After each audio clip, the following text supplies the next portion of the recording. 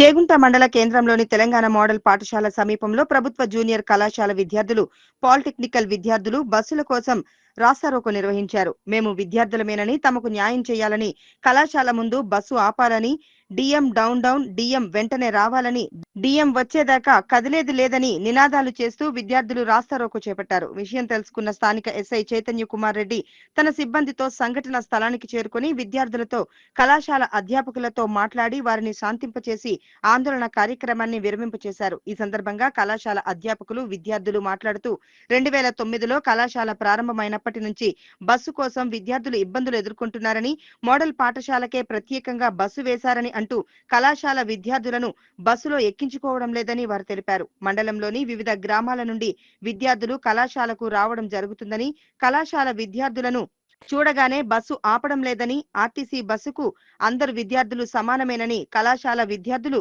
Bus ఎక్కినా కళాశాల ముందు ఆపకుండా మోడల్ పాఠశాల కాంపౌండ్ లోపల బస్సు ఆపడంతో విద్యార్థులు ఇబ్బందులు ఎదుర్కొంటున్నారని వారు తెలిపారు. కళాశాల ముందు బస్సు ఆపకుండా వెళ్లిపోతున్నారని, అధికారులు స్పందించి కళాశాల ముందు బస్సు ఆపే విధంగా చర్యలు తీసుకోవాలని విద్యార్థులు కోరారు. కళాశాల ప్రిన్సిపల్ కృష్ణారెడ్డి మాట్లాడుతూ కళాశాల, మోడల్ పాఠశాల, పాలిటెక్నికల్ కళాశాలలో ఒకే దారిలో ఉన్నాయని, ఆర్టీసీ బస్సు వారు అందరు విద్యార్థులను బస్సు ఎక్కించుకొని తీసుకురావాలని, వర్షాకాలం దృష్ట్యా విద్యార్థులు ఇబ్బందులు ఎదుర్కోకుండా ఉండేందుకే ఆర్టీసీ బస్సు రావడం జరుగుతుందని, ఇప్పటికైనా ఆర్టీసీ సిబ్బంది కళాశాల, పాలిటెక్నికల్ కళాశాల, మోడల్ పాఠశాల వద్ద బస్సు ఆపాలని ఆయన అన్నారు.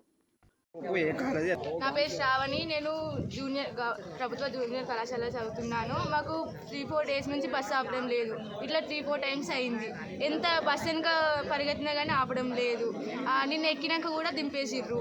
రోజు ఇదే పరిస్థితి ఉంది. మేము మోడల్కి పోయి ఎక్కాలంటే మోడల్ వాళ్ళేమో లోపలికి రానివ్వలేదు. లోపలికి పోతే మేము కాలిలో కొడతామంటారు. రీడెక్తేనే మీద బస్సు ఆపుతలేరు. బస్సు వెనుక ఉరికినా కానీ ఏం అవసరం లేదని అట్నే పట్టించుకోకుండా పోతుండు. మేము ఇంటికి అయ్యే వరకు 6-7 అవుతుంది. మాకు ఆటోలు ఉండే ఏముండే, మేము ఒట్టి పైసలు రాకుండా వస్తాం. మేము ఆధార్ కార్డు పట్టుకొని వస్తాం. పైసలు లేకుండా మేము ఎట్లా పోతాం బస్సు ఆపకపోతే?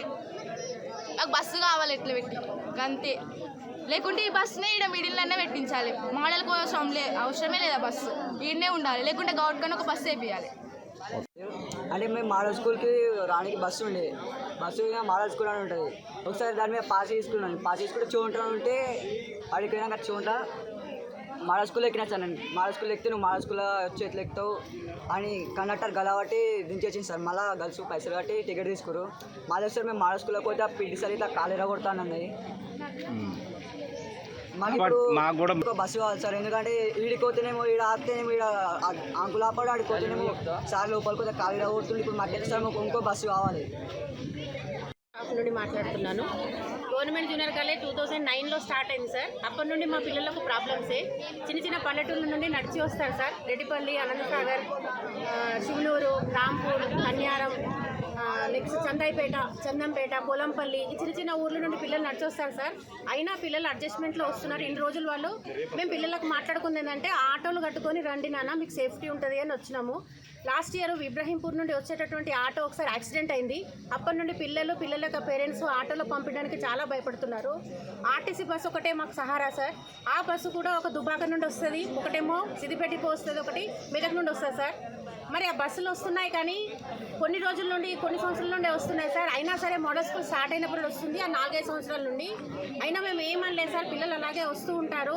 కానీ లాస్ట్ ఇయర్ నుండి మా పిల్లల్ని కూడా ఎక్కనియడం లేదు. మా పిల్లల్ని ఇక్కడ టర్నింగ్ ప్లేస్లో ఎక్కుతారు సార్. జూనియర్ కాలేజ్ దాటి టర్నింగ్ ప్లేస్కి వస్తారు.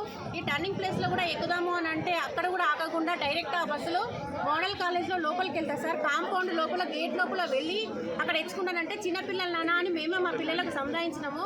అయినా కూడా లోపలికి వెళ్ళి ఎక్కినారు. పిల్లలందరూ నిన్న తర్వాత లాస్ట్కు మా పిల్లలు ఎక్కుతామంటే అక్కడ స్టాఫ్ మా పిల్లల్ని బెదిరించిందంట. బెదిరించడం కూడా కాళ్ళు ఇరగొడతాము ఎక్కుతామని అంటే అన్నారంట. ఒకసారి మా పిల్లల్ని గల్లాలు పట్టుకొని పిల్లల్ని నెట్టేసిందంట, కిందికి దించేసిందంట సార్.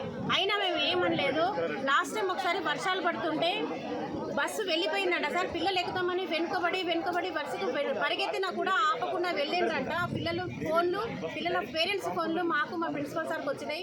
ఏమీ చేయలేకపోయినాం సార్. పిల్లల దగ్గర డబ్బులు కూడా ఉండవు. ఆధార్ కార్డు ఒకటి ఉంది కాబట్టి పిల్లలకు డబ్బులు లేకుండా పంపిస్తున్నారు. పేద పిల్లలు సార్, పేద విద్యార్థులు, పేద వాళ్ళ తల్లిదండ్రులు కూడా లాస్ట్కు ఒకసారి అయింది అని ఊరుకున్నాము. అప్పుడు కూడా ధర్నా చేసినాము, ఎవరు స్పందించలేదు సార్. ఈసారి నిన్న కూడా జరిగింది ఏంటంటే, నిన్న కూడా వర్షం ఉంది, ఎక్కువ వర్షం లేకుండా చినుకులు అవి ఉన్నాయి సార్. అయినా కూడా పిల్లలు వెనుకబడితే, అబ్బాయిలు అంటే నడిచిపోతారు, అమ్మాయిలు నడిచిపోతారు. వర్షం పడుతుందని నిన్న బస్ సెంటర్ పరిగెత్తినా కూడా ఆగకుండా బస్సు అలాగే వెళ్ళిపోయిందంట సార్. పిల్లలు 6-6:30 వరకు ఇక్కడే ఉన్నారంట సార్. పిల్లల పేరెంట్స్ వచ్చి పిల్లల్ని తీసుకెళ్లేంత వరకు పిల్లలు 6-6:30 వరకు అమ్మాయిలు sir, first year second year చదువుతున్న అమ్మాయిలు చీకట్లో అడవిలో ఉన్నట్టు ఇక్కడే ఉంటే వాళ్ళ పరిస్థితి ఏంటి సార్? ఎవరు వాళ్ళకు న్యాయం చేస్తారు? ఎవరు వాళ్ళకు దిక్కు సార్?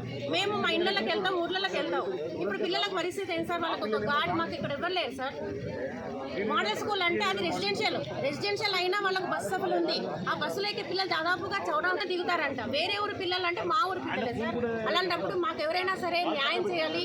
మా పిల్లలకు ఒక బస్సు అయినా ఇప్పియండి, లేదంటే ఆ బస్సులో షేరింగ్లో మా పిల్లల్ని కూడా విద్యార్థులే అని చెప్పేసి వాళ్ళు మానవతా దృక్పథంతో మా పిల్లలు కూడా ఎక్కించుకునే ప్రయత్నం చేయాలి సార్.